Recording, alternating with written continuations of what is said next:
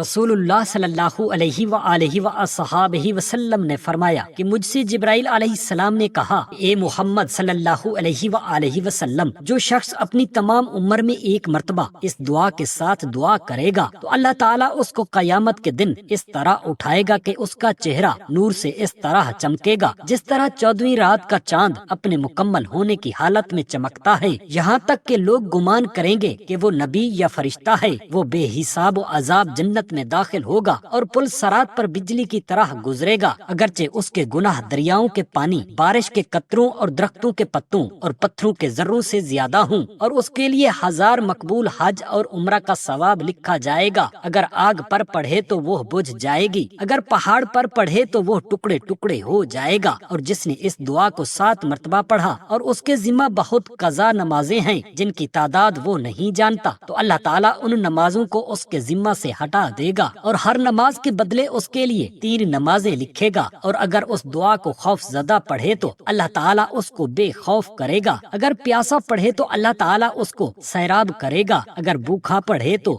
رزاق مطلق اس کو کھلائے گا۔ حضرت ابو بکر صدیق رضی اللہ تعالیٰ عنہ نے فرمایا کہ میں نے اس دعا کو رات اور دن میں پڑھا تو میں نے سرکار دو عالم صلی اللہ علیہ وآلہ وسلم کو خواب میں دیکھا۔ اور حضرت عمر فاروق رضی اللہ تعالیٰ عنہ نے فرمایا کہ میں نے جس ضرورت کے لیے اس دعا کے ساتھ دعا کی وہ پوری ہوئی۔ اور حضرت عثمان غنی رضی اللہ تعالیٰ عنہ نے فرمایا کہ میں قرآن حفظ کرتا تھا، میں نے رسول اللہ صلی اللہ علیہ وسلم کی خدمت میں یاد نہ ہونے کی شکایت کی تو آپ صلی اللہ علیہ وسلم نے مجھے یہ دعا سکھائی، چنانچہ میں نے اس دعا کے ساتھ دعا کی، چنانچہ قرآن مجھے یاد ہو گیا۔ وہ دعا یہ ہے، بسم اللہ الرحمن الرحیم، السلام علیکم ورحمۃ اللہ۔ محترم ناظرین، زید بن عمر بن نفیل، یہ زید حضرت عمر بن خطاب کے چچا زاد بھائی تھے۔ سرکار دو عالم صلی اللہ علیہ وآلہ وسلم کی بعثت سے پہلے دین ابراہیمی کے طالب تھے، اور یہ نہ تو بتوں کے لیے جانور ذبح کرتے تھے اور نہ مردار اور خون کھاتے تھے۔ چنانچہ ایک مرتبہ ورقہ بن نوفل کے ہمراہ دین ابراہیمی کی تلاش کرتے ہوئے گھر سے نکلے تو یہود نے دونوں پر اپنا دین پیش کیا، چنانچہ ورقہ بن نوفل یہودی ہو گئے اور زید نہیں ہوئے۔ پھر دونوں نصارا سے ملے، نصارا نے ان دونوں پر اپنا دین پیش کیا تو ورقہ نصرانی ہو گئے اور زید نہ ہوئے۔ اور زید نے کہا کہ یہ سب دین تو ہماری قوم کے دین ایسے ہیں جو شرک کرتی ہے۔ پھر زید ایک راہب کے پاس گئے تو راہب نے ان سے کہا کہ تم ایسا دین تلاش کرتے ہو جو فی الحال روئے زمین پر نہیں ہے۔ زید نے کہا کہ وہ کون سا دین ہے؟ راہب نے کہا کہ وہ دین ابراہیمی ہے۔ زید نے کہا کہ دین ابراہیمی کیا تھا؟ راہب نے جواب دیا کہ تم اللہ تعالیٰ کی عبادت کرو اور اس کا کسی کو شریک نہ بناؤ اور کعبہ کی طرف منہ کر کے نماز پڑھو۔ چنانچہ زید اسی طریقہ پر رہے حتیٰ کہ وہ مر گئے۔ مروی ہے کہ زید بعثت کے پہلے ایک دن سرکار دو عالم صلی اللہ علیہ وسلم کے پاس گئے اور آپ ابو سفیان کے ساتھ تشریف فرما تھے، اور ابو سفیان دسترخوان پر کھانا کھا رہا تھا۔ ابو سفیان نے زید کو کھانے پر بلایا تو انہوں نے کہا کہ اے بھتیجے، جو جانور بتوں کے نام پر ذبح کیا جاتا ہے میں اس کو نہیں کھاتا۔ تو اللہ تعالیٰ نے آپ صلی اللہ علیہ وآلہ وسلم کو مبعوث کیا۔ روایت کیا گیا ہے کہ سعید بن زید نے مذکور، اور سعید نے ان 10 صحابہ مہاجرین اولین میں سے ہیں جن کو جنت کی بشارت دی جا چکی ہے۔ سرکار دو عالم صلی اللہ علیہ وسلم سے عرض کیا کہ یا رسول اللہ صلی اللہ علیہ وسلم، اس کی خبر آپ کو پہنچ چکی ہے جس پر میرے باپ تھے، تو کیا آپ ان کے لیے استغفار فرمائیں گے؟ آپ نے فرمایا کہ ہاں۔ نبی کریم صلی اللہ علیہ وسلم نے ان کے لیے استغفار کیا اور فرمایا کہ وہ قیامت کے دن ایک امت ہو کر اٹھائے جائیں گے۔ ابن عمر سے منقول ہے کہ حضرت یحییٰ علیہ السلام خوف خدا میں اس قدر گریا کرتے کہ آنسو کے بہنے سے آپ کے رخسار مبارک پھٹ گئے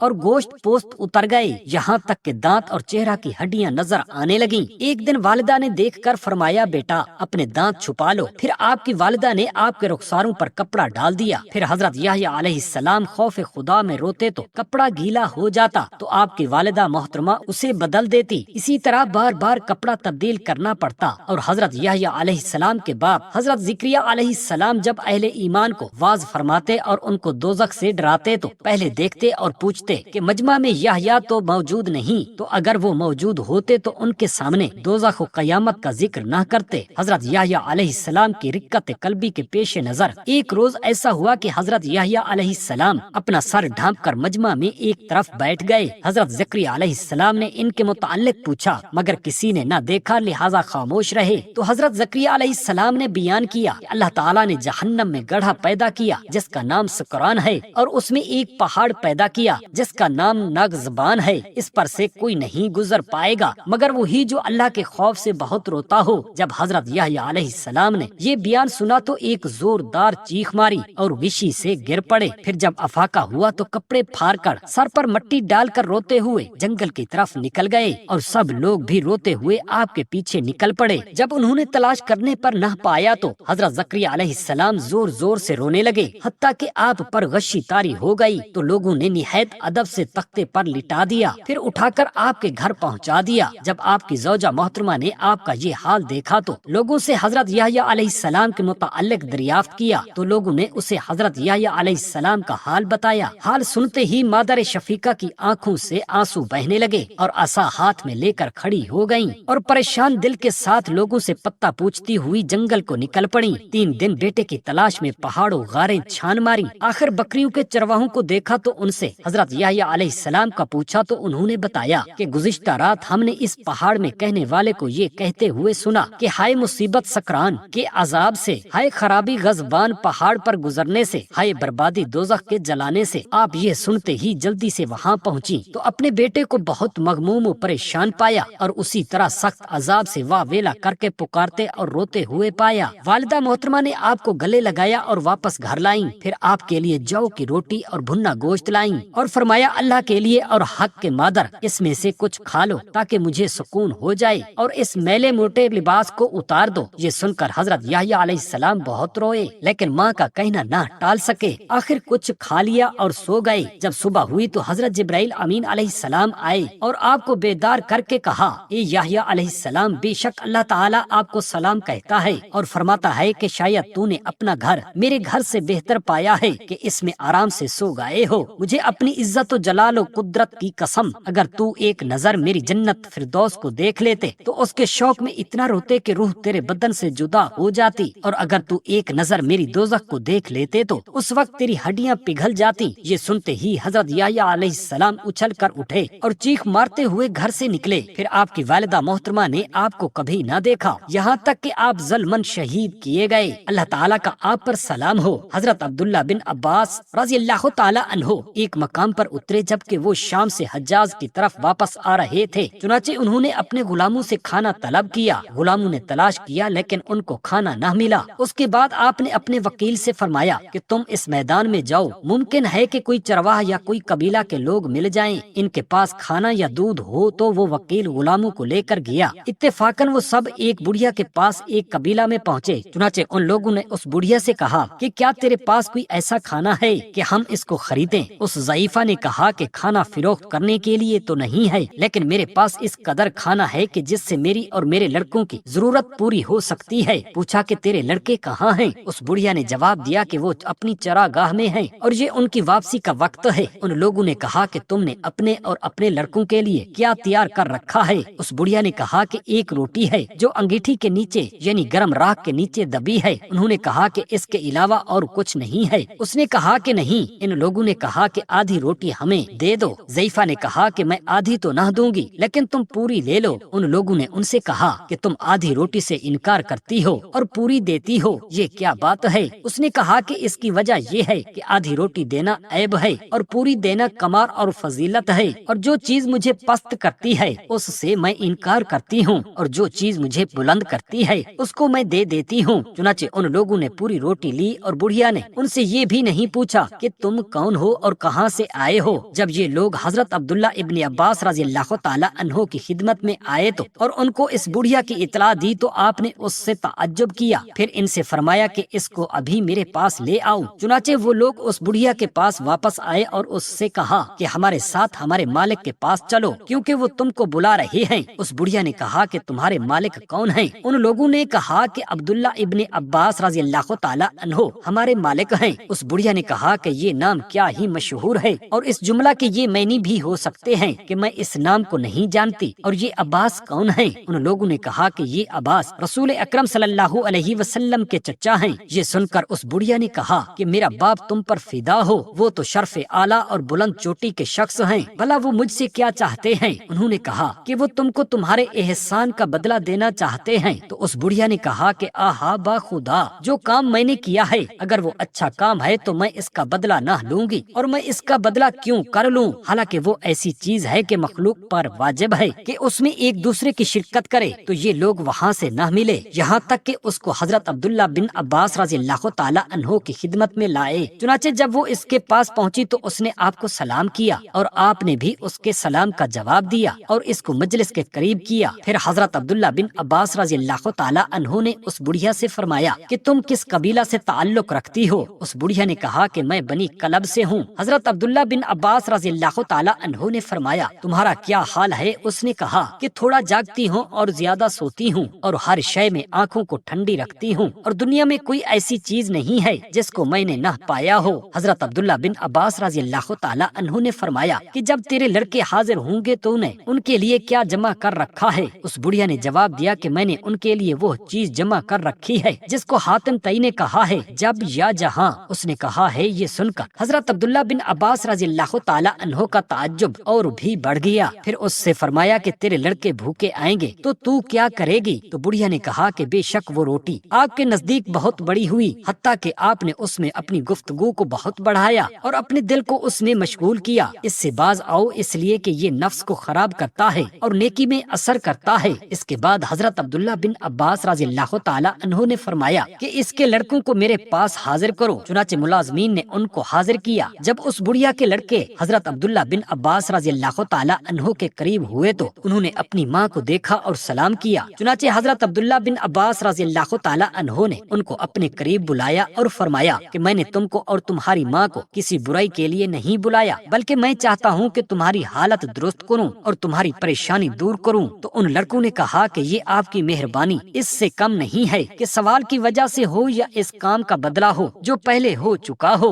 حضرت عبداللہ بن عباس رضی اللہ تعالی عنہ نے فرمایا کہ ان سے کوئی نہیں ہے، لیکن چونکہ میں اس رات میں تمہارے پڑوس میں اترا ہوں اور تمہارا پڑوسی ہوں، اس لیے میں پسند کرتا ہوں کہ اپنا کچھ مال تمہارے پاس رکھوں اور تم کو دوں۔ ان لڑکوں نے کہا کہ اے حضرت، ہم فراخی سے زندگی بسر کرتے ہیں اور باقدر ضرورت ہم کو روزی مل جاتی ہے، اس لیے آپ اپنا مال اس شخص کو دے دیجئے جو اس کا مستحق ہو، اگر بغیر اس سوال کے جو پہلے ہو چکا ہے ابتدا آپ بخش کا ارادہ رکھتے ہیں تو آپ کا یہ عمدہ کام اچھا ہے اور آپ کی نیکی اور احسان مقبول ہے۔ پس حضرت عبداللہ بن عباس رضی اللہ تعالی عنہ نے فرمایا کہ ہاں یہی بات ہے، اور آپ نے ان کے لیے 10,000 درہم اور 20 اونٹ کا حکم دیا۔ رسول اللہ صلی اللہ علیہ وآلہ وسلم نے فرمایا کہ مجھ سے جبرائیل علیہ السلام نے کہا، اے محمد صلی اللہ علیہ وآلہ وسلم، جو شخص اپنی تمام عمر میں ایک مرتبہ اس دعا کے ساتھ دعا کرے گا تو اللہ تعالیٰ اس کو قیامت کے دن اس طرح اٹھائے گا کہ اس کا چہرہ نور سے اس طرح چمکے گا جس طرح 14ویں رات کا چاند اپنے مکمل ہونے کی حالت میں چمکتا ہے، یہاں تک کہ لوگ گمان کریں گے کہ وہ نبی یا فرشتہ ہے، اور ہم تم اس کی قبر پر کھڑے ہوں گے اور اس کے لیے ایک براق لایا جائے گا تو وہ اس پر سوار ہوگا حتیٰ کہ وہ بے حساب و عذاب جنت میں داخل ہوگا اور پل صراط پر بجلی کی طرح گزرے گا، اگرچہ اس کے گناہ دریاؤں کے پانی، بارش کے قطروں، درختوں کے پتوں اور پتھروں کے ذروں سے زیادہ ہوں، اور اس کے لیے 1000 مقبول حج اور عمرہ کا ثواب لکھا جائے گا۔ اور اگر اس دعا کو خوف زدہ پڑھے تو اللہ تعالیٰ اس کو بے خوف کرے گا، اگر پیاسا پڑھے تو اللہ تعالیٰ اس کو سیراب کرے گا، اگر بھوکا پڑھے تو رازق مطلق اس کو کھلائے گا، اگر ننگا پڑھے تو اللہ تعالیٰ اس کو کپڑا پہنائے گا، اگر مریض پڑھے تو شافی مطلق اس کو شفا دے گا۔ اگر اس دعا کو کوئی شخص بیمار پر اگر دنیا و آخرت کی حاجتوں میں سے طالب حاجت پر پڑھے تو اللہ تعالیٰ اس کی مراد کے مطابق اس کی حاجتوں کو پورا کرے گا، اگر دشمن یا بادشاہ سے خوف کرنے والے پر اس کو پڑھے تو اللہ تعالیٰ دشمن کے شر سے کفایت کرے گا اور اذیت یا نقصان کے پہنچنے سے اس کو بچائے گا، اگر قرض دار پڑھے تو اللہ تعالیٰ اس کے قرض کو ادا کرے گا اور وہ کسی کا محتاج نہ ہوگا، اور اس دعا کو آفت رسیدہ باندھ لے تو وہ اچھا ہو جائے گا، اگر یہ بیوی اس کی باندھ لے تو اس کا شوہر اس سے محبت و عزت سے پیش آئے گا۔ اس دعا کو باندھنے والا جنوں ان سرکشوں، شیطانوں، درودوں اور بیماروں سے محفوظ رہے گا، اور اگر وہ غائب ہے تو اپنے اہل و عیال کی طرف سلامتی سے واپس آئے گا۔ اس دعا کو پڑھنے والے کے لیے ہر وہ شخص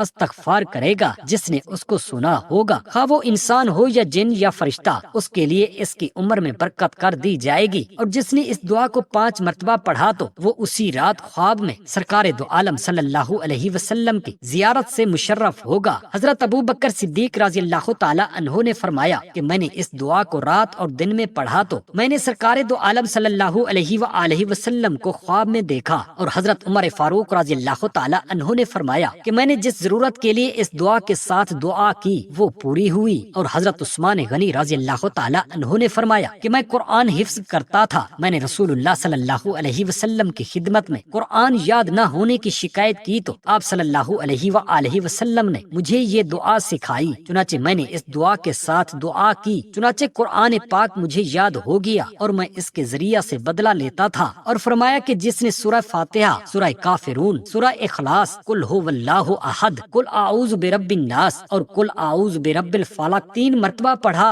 اور اس دعا کو پڑھا تو اللہ تعالیٰ اس کو اس شر سے کفایت کرے گا جو وہ پاتا ہے، اور حافظ حقیقی اس کو ہر آفت اور ہر ظالم کے شر سے محفوظ رکھے گا، اور جو کچھ اس نے طلب کیا ہے وہ اس کو عطا فرمائے گا۔ اس دعا کا باندھنا اس کے پڑھنے کے برابر ہے، اور جس نے اس دعا کو اپنے سر کے نیچے رکھا اور سویا تو جو کچھ اس کے اعمال سے چوری ہو گیا ہے اور جو اس کے غلاموں میں سے بھاگا ہے، اور اللہ تعالیٰ اس کو اس کے پاس واپس کر دے گا۔ اور جو شخص اس دعا کو آب جاری پر پڑھے گا تو ٹھہر جائے گا، اگر آگ پر پڑھے تو وہ بجھ جائے گی، اگر پہاڑ پر پڑھے تو وہ ٹکڑے ٹکڑے ہو جائے گا۔ اور جس نے اس دعا کو 7 مرتبہ پڑھا اور اس کے ذمہ بہت قضا نمازیں ہیں جن کی تعداد وہ نہیں جانتا، تو اللہ تعالیٰ ان نمازوں کو اس کے ذمہ سے ہٹا دے گا، اور ہر نماز کے بدلے میں اس کے لیے 3 نمازیں لکھے گا۔ اور جس نے 2 یا 4 رکعت نماز پڑھی اور ہر رکعت میں سورہ فاتحہ 1 مرتبہ اور سورہ اخلاص 1 مرتبہ پڑھا اور سلام کے بعد اس دعا کو پڑھا تو وہ اپنا ہر وہ مقصد پائے گا جس کے لیے اس نے اس دعا کی ہے، خواہ دنیا کے کاموں سے ہو یا آخرت کی حاجتوں سے ہو۔ اور اس دعا میں اس قدر فضائل ہیں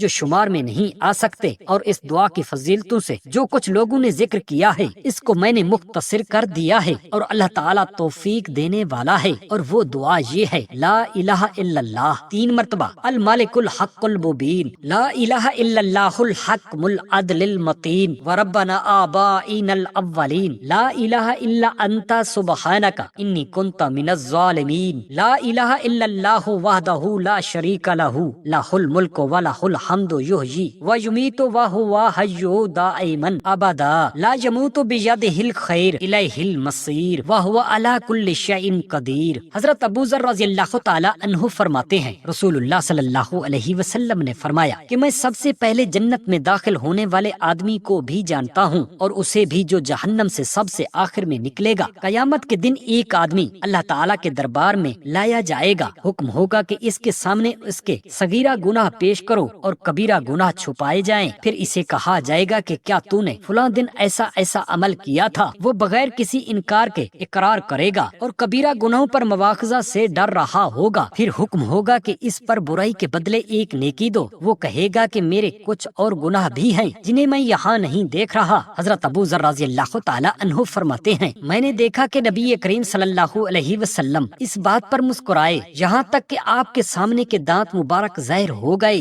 حضرت عائشہ صدیقہ رضی اللہ تعالی عنہا فرماتی ہیں، نبی کریم صلی اللہ علیہ وسلم کا معمول تھا کہ جب رات کو بستر مبارک پر تشریف لے جاتے تو دونوں ہاتھوں کو دعا کے انداز میں جمع فرما کر ان میں پھونک مارتے اور سورہ اخلاص، سورہ فلق اور سورہ ناس پڑھتے، پھر دونوں ہاتھوں کو جہاں تک ممکن ہوتا جسم پر پھیرتے اور ابتدا سر انور چہرہ مبارکہ اور جسم کے سامنے والے حصے سے کرتے اور 3 مرتبہ ایسا کرتے۔ سبحان اللہ، اللہ پاک سے عاجزانہ ہاتھ جوڑ کر التجا و دعا کرتے ہیں ہم تمام مسلمان بہن بھائیوں کو آپ صلی اللہ علیہ وآلہ وسلم کی سنت مبارکہ پر عمل کرنے والا بنا دے، آمین یا رب العالمین۔ جزاک اللہ خیرا کثیرا۔